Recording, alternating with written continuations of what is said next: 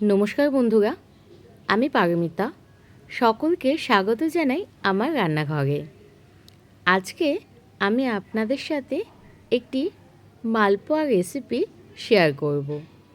তাহলে চলুন দেখে নিই আমি মালপোয়াটা কিভাবে বানাই। প্রথমে আমি একটি বড় বাটি নিয়ে নেব আর একটা ছোট বাটি নেব, যার মাপে আমি 2 বাটি ময়দা নেব। আর যেই বাটিটার মাপে আমি ময়দা নিয়েছি সেই বাটিটারই মাপে 1 বাটি সুজি আর 1 বাটি চিনি নিয়ে নেব।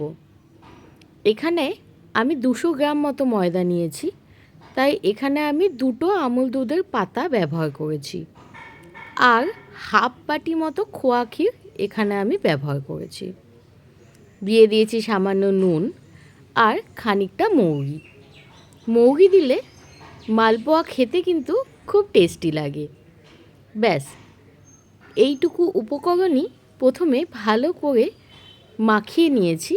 তারপর পরিমাণ মতো জল দিয়ে আস্তে আস্তে আমি একটি মিশ্রণ বানিয়ে নিয়েছি।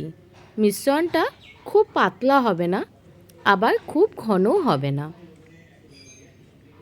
প্রথমেই অনেকটা জল একবারে না দিয়ে জলটা আমি আস্তে আস্তে মিশিয়েছি।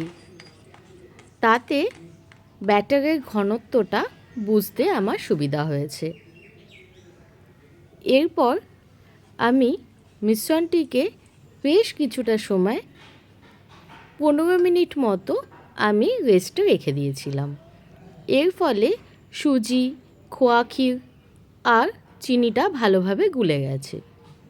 তারপর আবার একবার মিশ্রণটি ভালো করে মিশিয়ে নিয়ে কড়াইতে দিয়ে নিয়েছি সাদা তেল। সাদা তেলেই মালপোয়াগুলো ভাজলে বেশি সুন্দর খেতে লাগে। আপনারা চাইলে এখানে একটু ঘিয়ের ব্যবহারও করতে পারেন, আর চাইলে সম্পূর্ণটাই ঘিয়েও ভাজতে পারেন।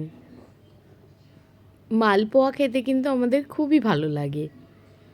তাহলে চলুন দেখি এবার মালপোয়াগুলো কিভাবে ভেজে নিয়েছি।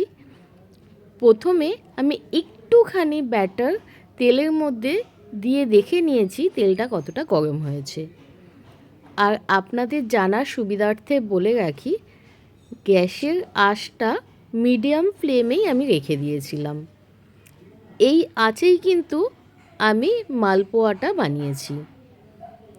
আমার মালপোয়াটা কিন্তু খুব সুন্দর হয়েছিল, আর খেতেও হয়েছিল দারুণ নরম আর মুচমুচে। পরিমাণ যদি ঠিক থাকে তাহলে আপনাদের মালপোয়াগুলোও কিন্তু এইভাবে বানিয়ে নিতে পারেন। আপনারাও চাইলে বাড়িতে এইভাবে মালপোয়া বানাতে পারেন। নমস্কার।